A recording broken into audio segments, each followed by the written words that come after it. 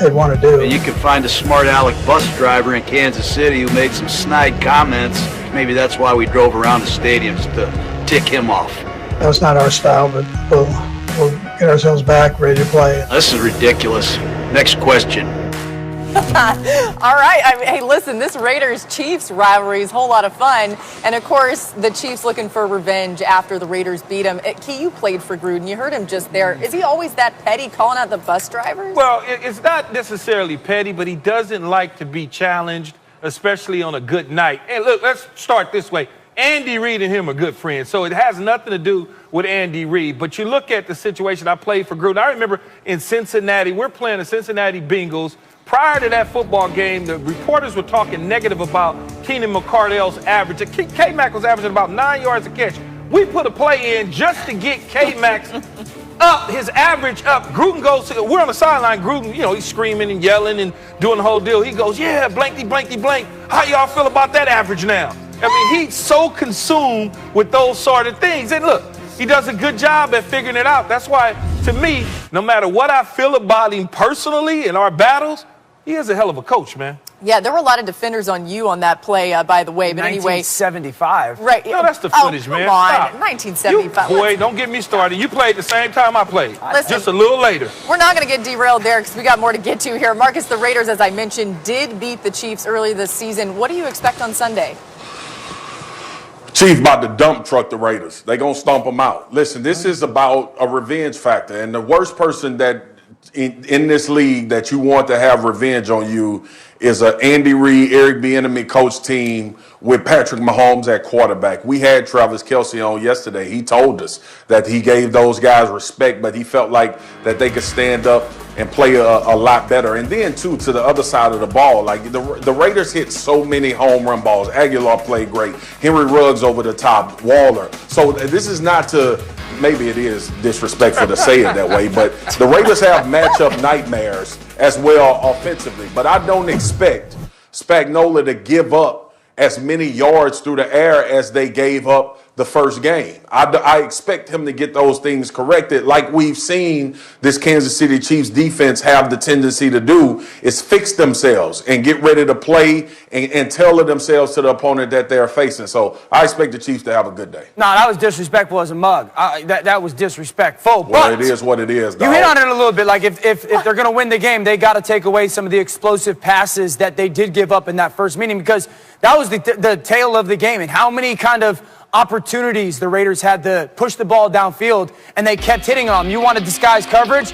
Derek Carr goes, all right, I'll take my shot downfield to Ruggs. That's number one. How about a little bit of a somewhat play-action pass, and they get Aguilar on these safeties running downfield. Derek Carr hit that big ball. That's a big one. 3rd and 18.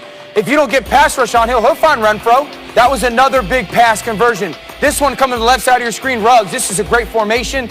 They got man coverage with outside leverage, a big chunk completion. So if they're going to win, they gotta make sure that they don't give up the big chunk plays. And then I'd say this, I got some numbers. So 12 possessions in that game the Raiders had, right? 7 out of those 12 possessions, they scored points. If you just take 12 possessions on each side, right, 24, they had 3 possessions in the game. Follow me, 3 possessions in the game that ate up 20 minutes of clock. That's a third of the football game. 2 of them were field goals, and 1 of them's a touchdown. So not only do they not have to give up plays or big plays, man, they got to make sure that the Raiders don't just chew up that clock like they did in game 1. Time of possession battle, always huge. Let's get Adam Schefter back in here for this. And Adam, the NFL put in some COVID protocols across the league today. What are the changes?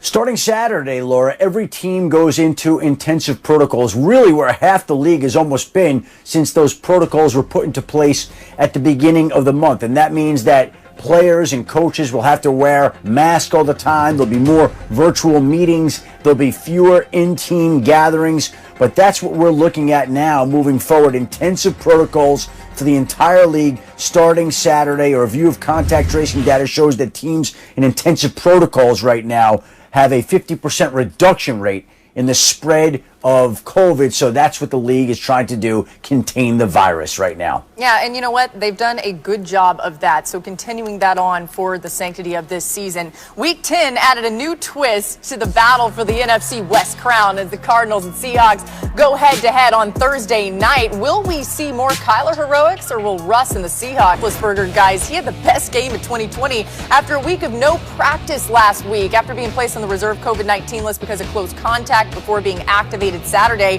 Listen, it didn't matter. He threw for 333 yards, 4 touchdowns in that win over the Bengals. He joked that he asked Mike Tomlin for another week off. Have you had that conversation, and are you willing to allow him to sort of forego throwing at practice a few days? We did have that conversation. I'll acknowledge it was a very brief one, and I'll see him at practice on Thursday. I mean, Marcus, can you blame Big Ben for trying at least? No, you can't blame him, man. Big Ben just coming off of surgery on the elbow that kept him out. He banged his knees up against the Cowboys, and he's asking for an old man, what you call vet day.